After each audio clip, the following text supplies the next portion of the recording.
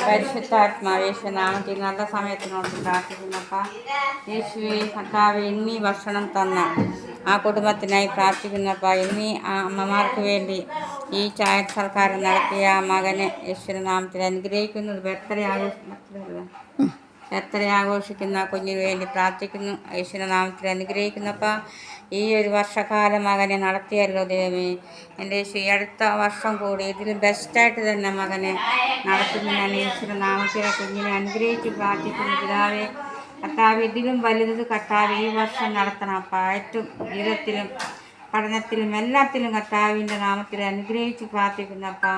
ആ ദേശത്ത് കുഞ്ഞിനെ അനുഗ്രഹിച്ച് മാനിക്കണം കർത്താവ്. യേശുവിന്റെ നാമത്തിൽ അനുഗ്രഹിക്കുന്നു. എല്ലാം കർത്താവെ അങ്ങയുടെ നിമിത്തം പോലെ തന്നെ അവർ വന്ന് ഭവിക്കട്ടെ.